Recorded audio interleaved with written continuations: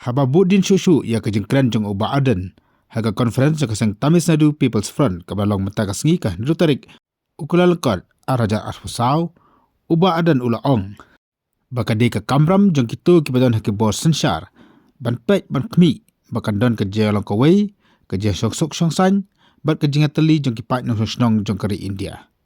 Ndeka long kabas ngusipat bah kabde baka Jingngeit ini kerja ngamani blai jong kipat nong snong jong kari India. Warada kamde pakana kabenta jong ka sarkar lan jiki bos sensar. Hendai kadi ka monai lu jong abriu simet. Penban la yoi bahari India mata kiton ke kenhun ke seng ki Pyrshah mantengan jubor jiki pajba no susnong tang da Kawei ke Jingngeit patang Kawei ka Rukom.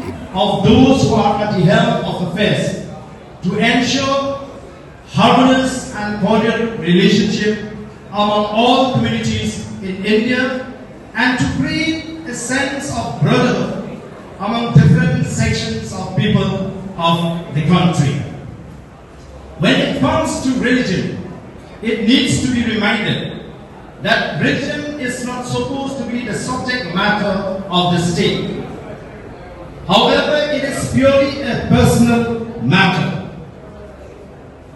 It is therefore disturbing to see that there are groups and organizations who are trying to impose their belief, culture, and religion on the entire population of the country. This, I feel, is not acceptable and must be resisted and opposed vehemently. The manner in which the Constitution of India was framed and the powers and function of different authorities are vested is indicative of the fact that center and state relation should remain cordial at all times for the smooth functioning of the federal structure in the country. However, it is very unfortunate that national parties in India have many a time misused the constitutional provision for their own political benefits. The Constitution of India has in Article 154(1) Clause 1 mentioned that governors must ever remain conscious of their constitutional obligation and not to sacrifice either political responsibility or parliamentary convention at the altar of political expediency. However, despite this clear statement, we have seen and we have witnessed numerous instances where governors were behaving as mere agents at the hands of the ruling dispensation in the center. Moreover, it was mentioned very clearly in the Constitution of India that governors has no discretionary power except in certain and specific provision. According to Article 163(1), which speaks about the Council of Ministers and the Governor, within the inverted comma, in his discretion, Clause 1 of this article, it says the difference between Article 74(1) and Article 163(1) is that the latter speaks of any functions required by the Constitution to be exercised by the governor in his discretion.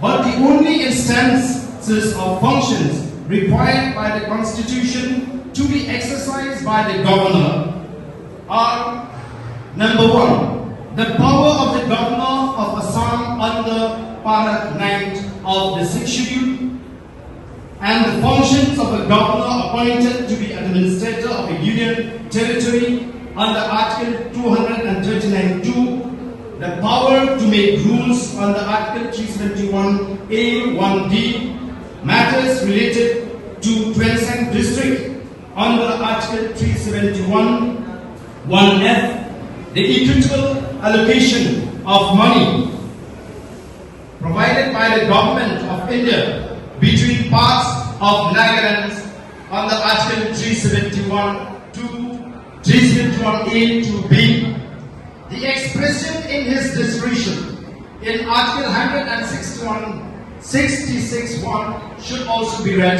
accordingly. Clause 2 of this article says, besides, the governor has certain special responsibilities under Article 371(2), 371A(1)(b), 371C, 371FG, which the governor has to discharge according to directions issued by the president, and therefore without the need to consult his council of ministers. And clause 3 of this article says, unless a particular article expressly so provide, an obligation by the Senate adopted of the government to act in his discretion cannot be inferred by implication.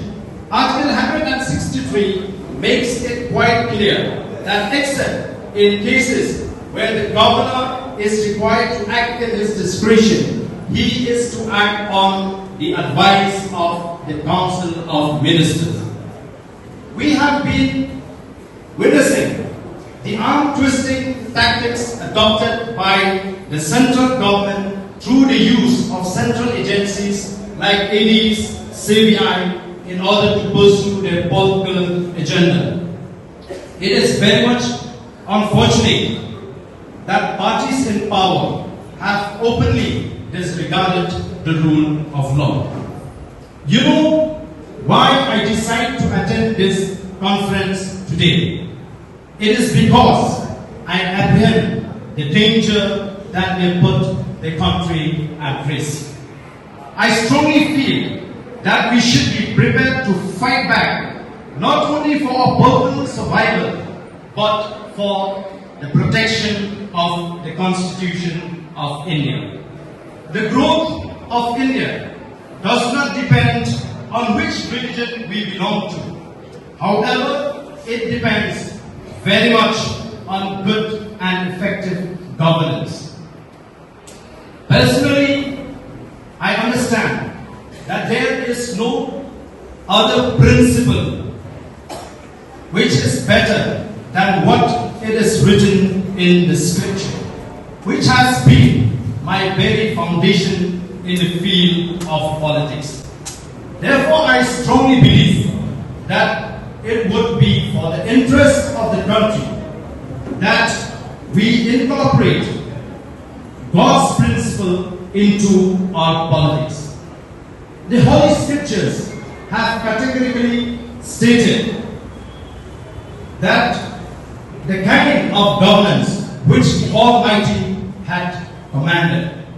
If I may be allowed to make a mention that according to the book of Deuteronomy, chapter 16, verse 19 and 20, it says, you shall not pervert justice, you shall not show partiality, nor take bribe, for a bribe blinds the eyes of the wise and twists the words of the righteous. You shall follow what is altogether just, that you may live and inherit the land which the Lord your God is giving to you. If we decide to incorporate God's principle, there is no place for injustice, there is no place for corruption, and there is no place for partiality in the government. I would also like to quote what Lee Kuan Yew, the founder of Singapore, said. He said, I quote,